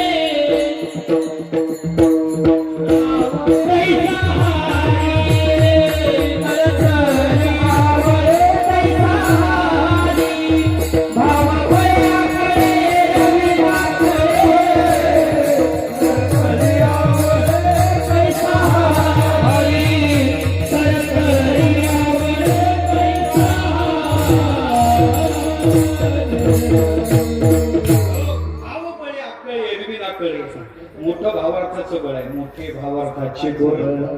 देव झाला त्यांचे बाळ, देव त्यांचा बाळ झाला. आणि यशोद त्या कौशल्यानं त्याला मांडीवर घेतलं. देवा मांडीवर घेऊन त्याला अंगाई घेतलं. ते जगन मगन मेलेला आलं तू आई. आपल्याला पाठ आहे ते काही मी आता ते कधी म्हणत नाही, पण मला सांगायचंय कोणते गीत गायले, काय घातलेले, ते स्वतंत्र कीर्तन त्याच्यासाठी करावं लागेल. म्हणजे आजचं कीर्तन केलं तर उद्याचं कठीण नाही. म्हणजे आज काही करत नाही. ते गीत त्याला गायले, कोणा यशोदेनं मांडीवर घेऊन त्याला गायलं महाराज. तरी त्याचं सौंदर्य आहे. ऐका ऐका, तिथं तो सुंदर आहे. राम अवतारात ते सुंदर आहे, कृष्ण अवतारात ते सुंदर आहे, हरी अवतारात ते सुंदर आहे, आणि त्याचं मुद्दल स्वरूप सुद्धा सुंदर आहे. तर माझा प्रश्न असा तुम्हाला, मी पहिला शब्द घेऊन बोलतो. देव सुंदर आहे. सुंदर ते ध्यान घेऊन मांडीवर आहे. सुंदर ते ध्यान मंदाच्या अंगणी, सुंदर ते ध्यान चंद्रभागे तटी. तर माझा प्रश्न तुम्हाला असा आहे, खरं सांगा देव सुंदर आहे का? माझं मत सांगतो म्हणजे तुमच्या लक्षात येईल. माझं मत आहे देव सुंदर नाही. आता मला एवढंच पाहायचं, माझ्या पक्षातले कोण आहे, माझे गडी कोण कोण निवडा भिन्न यातून. काय तुमचं म्हणणं आहे? देव सुंदर आहे बाबा? नाथबाबाच्या पक्षात सुंदर आहे. ते तुम्हाला विचारायलाच नाही पाहिजे, तुमच्याकडे पक्षाचे चिन्ह आहे. यांना विचारत नाही, कारण पक्षाचे चिन्ह घालून त्यांना काय विचारायचं मला. लक्षात गोपीचंदनाची उके गळ्यात माळा आहे, पक्षाचे चिन्ह आहे, त्यांना काय विचारतात. माझं मत आहे देव सुंदर नाही. म्हणजे एकंदरीत तुम्ही त्याच मताचे. कोणत्या? 48 48 वर्ष जर तुम्ही या उत्सवाला असाल तर मग पक्ष पक्का मुरलेला आहे. मग आता माझा प्रश्न तुम्हाला असा आहे, नाथ बाबाला त्याला सुंदर म्हणतात. नाथ बाबा त्याच्या आता तिन्ही रूपाला धरून बोला, तिन्ही अवताराला धरून बोला. वेळेला माझ्याकडे मर्यादित आहे म्हणून मी पुढे सांगतो. ऐका, नाथ बाबा ज्याला सुंदर म्हणतात तो काळा आहे का गोरा आहे? काळा आहे का गोरा? ऐका ऐका. आणि सौंदर्य शास्त्र सौंदर्याचे मार्क काळ्या रंगाला देते का गौरवर्णाला देते? मला जास्त खाली यायला नको, कारण पिक्चरच्या गाण्यापर्यंत तर नकाच नका. तुमच्याकडे काळ्याला सुंदर म्हणतात का गोऱ्याला सुंदर म्हणतात? गोऱ्याला सुंदर म्हणतात. मग नाथ बाबा ज्याला सुंदर, याच्या तिन्ही अवताराचा विचार करा, त्याला सुंदर म्हणतात. हा काळा आहे का गोरा आहे? साधा काळा आहे का ठाईचाच काळा आहे? हा ठाईचा काळा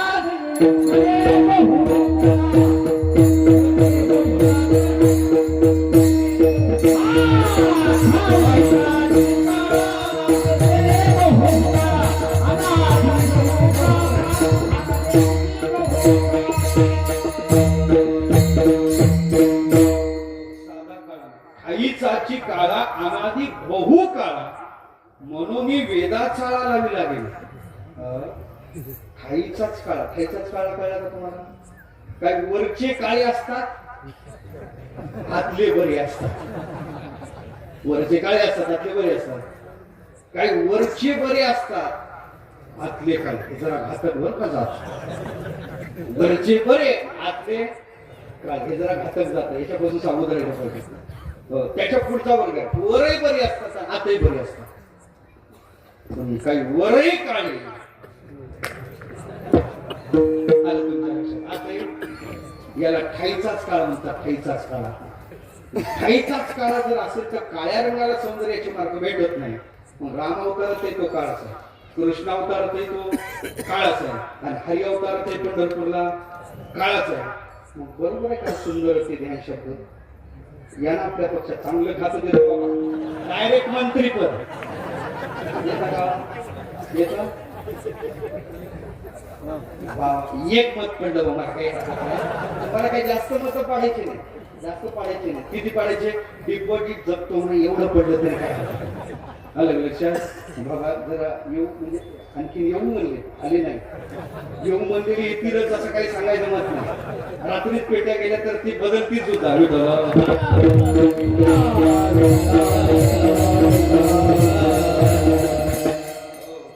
म्हणून महाराज आता करायचं पाहिजे सांगतो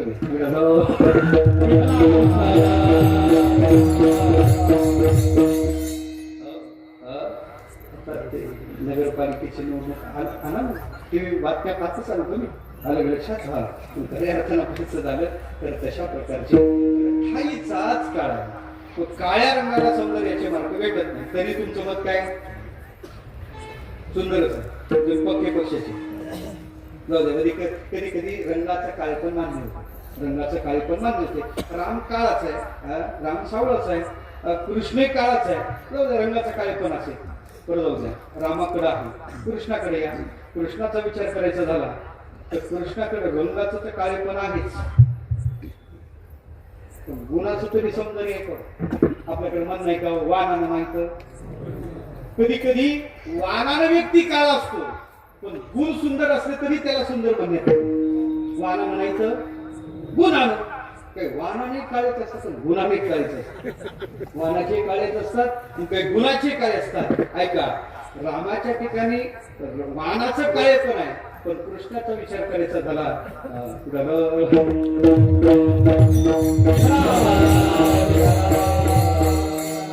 काय झालं मला इथं लक्षात आलं. लक्षात आलं तुझं काय चाललं मला लक्षात आलं. तिकडं काय झालं सगळं लक्षात आलं. हो, तुम्ही तोंड दाखवा, काय हरकत नाही.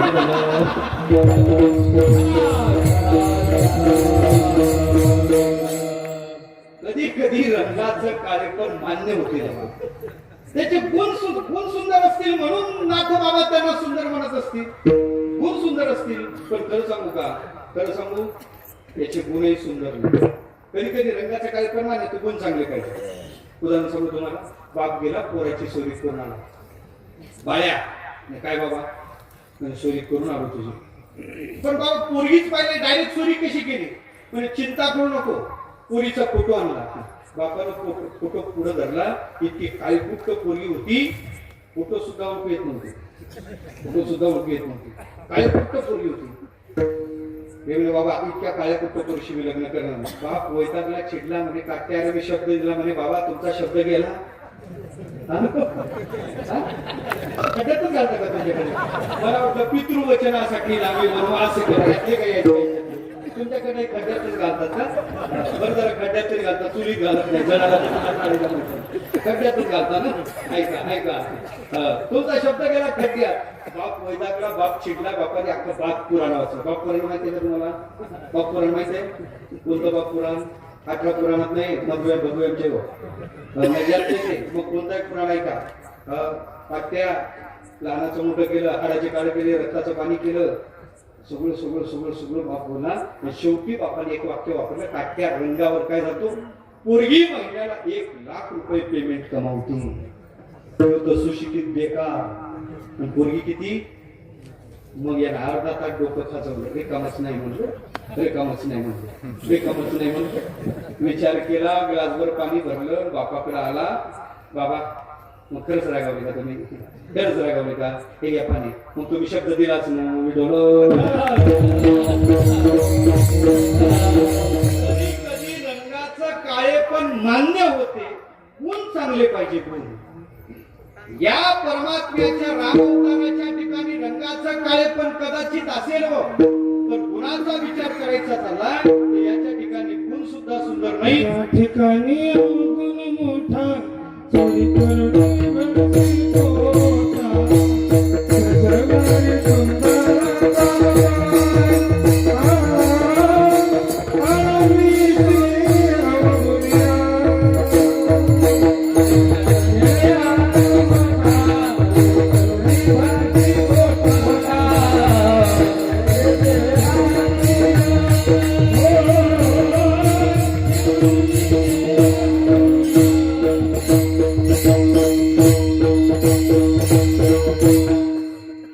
तुझे ठिकाणी अवगुण मोठा चोरी करुणी भरशी पोटा. वैजनारी सुंदरा चावटा अरविशी अवगुनिया कशी वेळ लावली कानो गोवळिया. मला सांगायचं काय, हा याच्या ठिकाणी अवगुण आहे. याचं घर पोट घरच्या वातीवर भरत नाही, मग चोऱ्या करून भरतो. आणि चोरात साधा चोर नाही, चोरात दोन प्रकार आहेत माहिती आहेत तुम्हाला. एक अट्टल चोर आणि गोलटा चोर. एक अट्टल आणि गोलटा.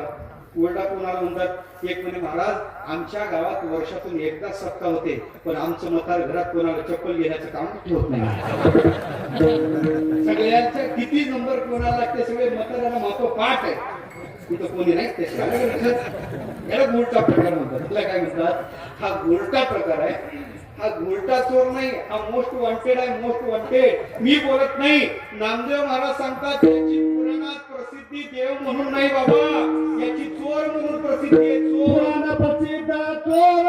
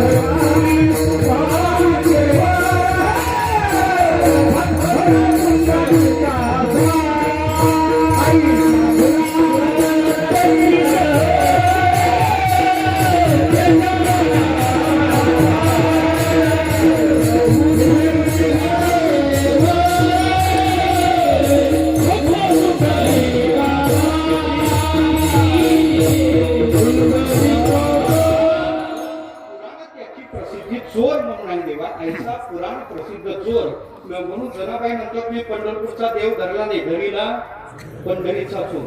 म्हणून तुम्हाला सांगतो बाबा, पंढरपूरला जात असता का तुम्ही? जात जाऊ नका, जात जाऊ नका पंढरपूर. बाकीचे महाराज जा म्हणून सांगतात, मी सांगतो जाऊ नका. सगळे जा म्हणूनच सांगतात. माझं मत आहे जात जाऊ नका. मी विरोधात आहे सांगतो तुम्हाला. जात जाऊ नका. जाता का? तेथे जाऊ नका कोणी गेले आले नाही परतोनी.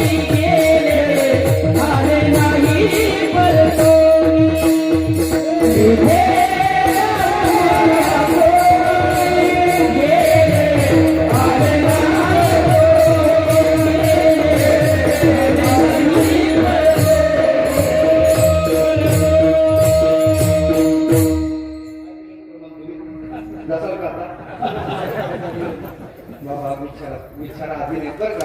तेथे तिथे जाऊ नका कोणी गेले नाही. तुकोबर स्वतःचा अनुभव सांगतात. तुका पंढरीशी गेला, पुन्हा जन्मात नाही आला. चोर आहे चोर, जाऊ नका. आणखी एक पुरावा देऊ. अद्वैत सिद्धिकार म्हणतात, मायात पंथा प्रतिबिंबरख्या दिगंबरा कोपी तमाल नीला विन्यस्त असतो नितंब बिंबे धुरत समाकर्षित चित्तवृत्ती. अद्वैत सिद्धीकर मधुसूदन सरस्वतीच्या मुखातले शब्द आहे, हे पांथिकानो मायात पंथा, तुम्ही या वाटेला जाऊ नका. म्हणजे कुठं पती विमरथ्या, विमरती नदीच्या काठावर तुम्ही जाऊ नका. म्हणजे का टोपी कोणीतरी कसा आहे हो, तमाल नीला, हा तमाल वृक्षाच्या निळ्या रंगाप्रमाणे तो आहे. विन्यस्तस्तोपी नितंब विंबे, त्यांनी मोकळे हात आपल्या नितंबावर कमरेवर धरलेले आहे. तो धूर्त आहे म्हणजे चोर आहे. आणि समाकर्षित चित्तवृत्ती, तुमचं चित्तच तो चोरतो, म्हणून तुम्ही तिथं जाऊ नका. ऐकतात आता? म्हणून ऐका, गुणाचा ऐका, रूपाचा विचार करायचा झाला तर तिन्ही अवतारात हा सावळा आहे. गुणाचा विचार करायचा झाला तर कृष्ण अवतार आणि हरी अवतारात हा चोर आहे. आणि त्याच्या पुढे सांगतो, याच्या ठिकाणी एक अवगुण मोठा आहे. आता तुम्हाला एक माझा शेवटचा प्रश्न आहे, माणसाने खोटं बोलावं का, हा माझा प्रश्न आहे. कोणी उत्तर दिलं तरी चालते, मी थोडा बहिर आहे, ऐकायला मला थोडं कमी येते, पण मला आठ एवढीच आहे, कंसात एवढी आठ आहे. आतापर्यंत जो कधीच खोटा बोलला नाही त्यांनी उत्तर द्यायचं आहे. आणि प्रश्न एवढाच आहे, माणसाने खोटं बोलावं.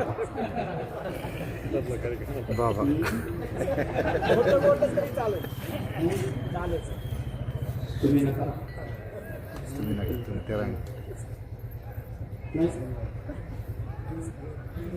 प्रश्न आला लक्षात नाही आला तुमच्या?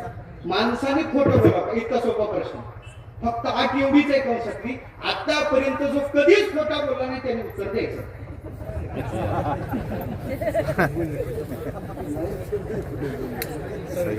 उत्तर देत नाही पण हसत आहे तुम्ही. याचा अर्थ आला का लक्षात? तेरे अंदर की बात मैंने जानी. काय म्हणते महाराज, हा प्रश्न हे आत टाकून रातभर इथं उत्तर भेटणार. त्याच्या पुढे काही बात करा, त्याच्या पुढे काही बात करा. ते काय म्हणते महाराज, हे आत टाकून हा प्रश्न जर आम्ही तुम्हाला विचारला तर तुमचं कसं काय आहे? खरं सांगू का, तुमचं जे आहे तेच माझं. चांगली मोठ मेरी बी मग खोटं बोलू नाही. मग खरं सांगा हो महाराज, तुमचा देव खोटा बोलतो का नाही? बोलतो का नाही? खोटून देऊ? खरं सांगा, माती खाल्ली होती का नाही? खाऊ सुद्धा काय म्हणतो? आई गाई नाही खाली कधी माती, आई गाई नाही खाली कधी माती, आई गाई नाही खाली कधी माती, आई गाई भैरा मनाला हो, भैरा मनाला, भैरा मनाला हो, भैरा मनाला, भैरा मनाला होत बोलते, भैरा मनाला होत बोलते, भैरा मनाला होत बोलते, भैरा मनाला होत बोलते.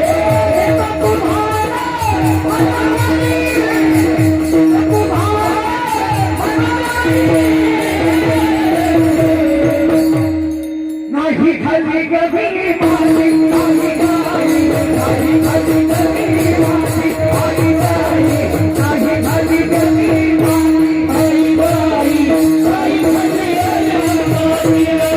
नाही खाली कधी माती, आई गाई.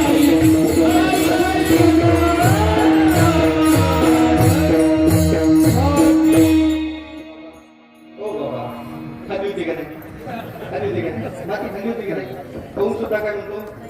नाही खाली. हे नेते भ्रष्टाचार करून आपला काही संबंध नाही म्हणतात, ते लोन इथून आलं, लोन इथून आलं. खाली होती का नाही?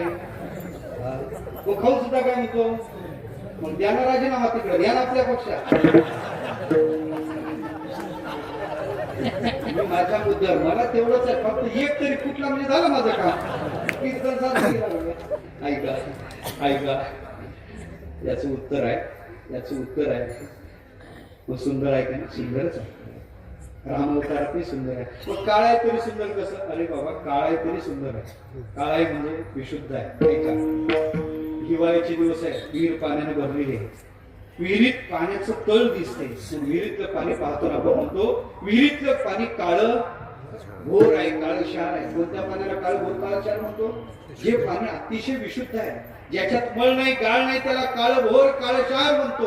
तसं ज्या परमात्मा स्वरूपाच्या ठिकाणी मायेचा सुद्धा मळ नाही, इतका विशुद्ध परमात्मा आहे. म्हणजेच काय? म्हणजेच देव सुंदर.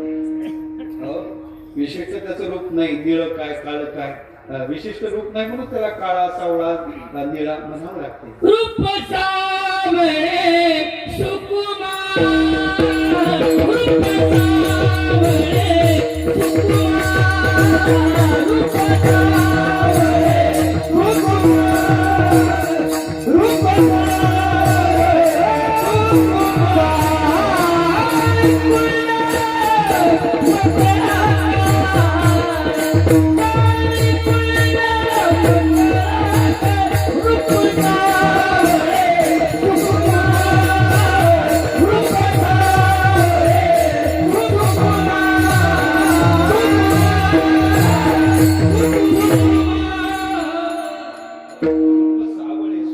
सावळे पण सुकुमार आहे. ऐका त्याच्या ठिकाणी रमणीयता कमनीयता त्याच्या ठिकाणी ऐका.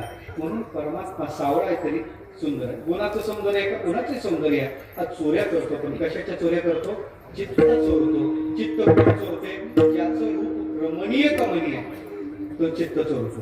चित्त कोण चोरते? ज्याचे गुण आल्हाददायक आहेत देवा बरोबर की तो चित्त चोरतो. हा गुणाला सुंदर आहे. कशावर म्हणतात? याची बायको सांगते याचे गुण चांगले. बहुतेक आपल्याला सगळे मार्क पडतात पण तिचं मत पडत हे सांगायला जमत नाही. ते आमचं येडं संध्याकाळची वेळ होती. आता काय घड्याळ समजलो मला कथा आठवत आहे पण नाविला मला आणखीन अभंग खूप बोलायचं होतं पण नाविला वाजली आपली काय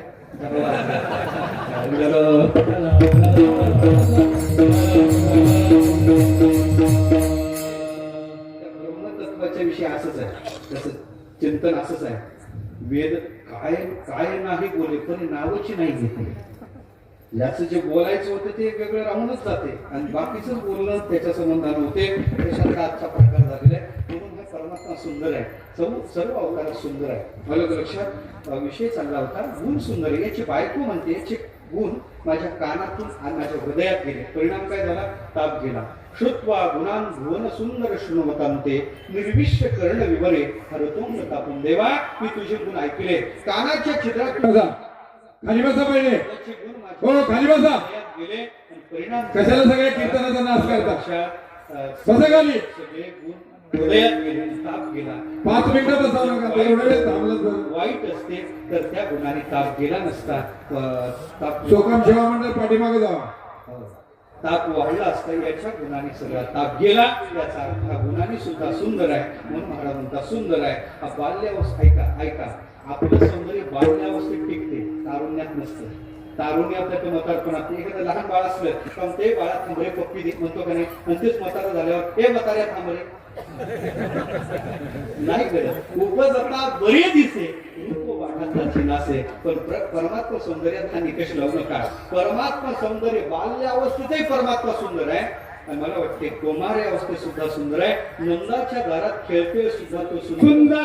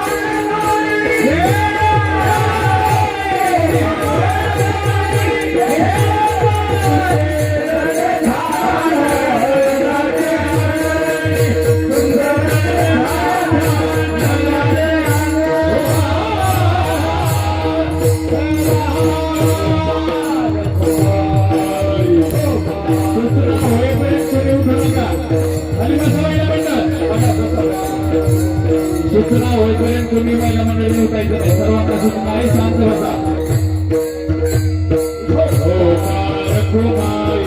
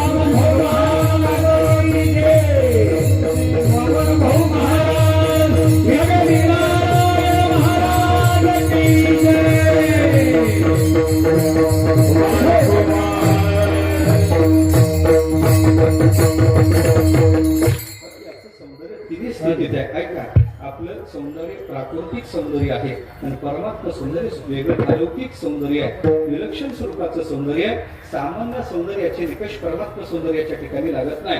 राम अवतारात त्याचं सौंदर्य तसंच आहे, कृष्ण अवतारात त्याचं सौंदर्य तसंच आहे आणि मला वाटते हरी अवतारात त्याचं सौंदर्य तसंच आहे. का बाबा? त्याचं कारण त्याच्या मुद्गल रूपात सौंदर्य आहे, मुद्गल स्वरूपाच्या ठिकाणी सौंदर्य आहे. म्हणून सुंदरते ध्यान एका जनार्दनी जनी वनी मनी भरला असे.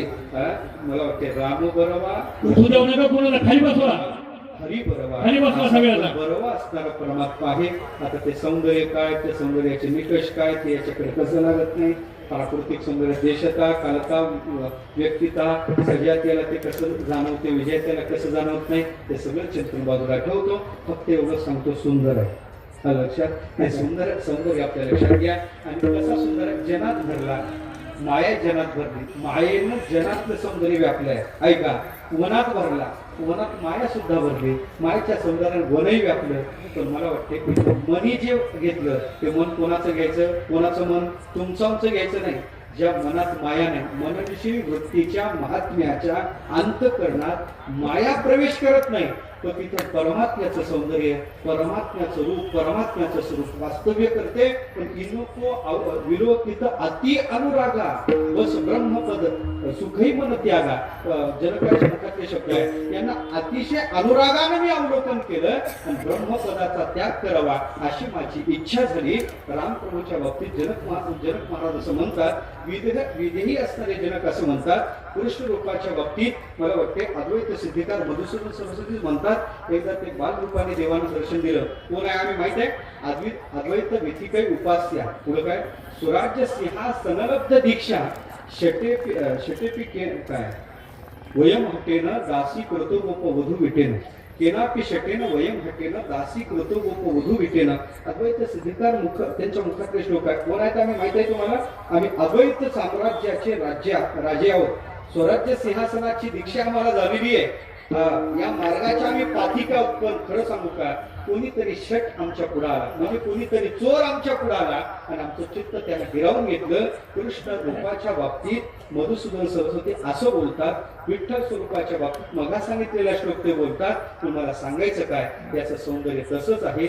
आपल्या जीवनात त्याच्या वास्तव रूपाचं सौंदर्य बसावं आणि ते सौंदर्य एकदा त्यातलं तुम्ही अवलोकन केलं, एकदा त्याला पाहिलं का मग जगात काही पाहायचं शिल्लक राहत नाही.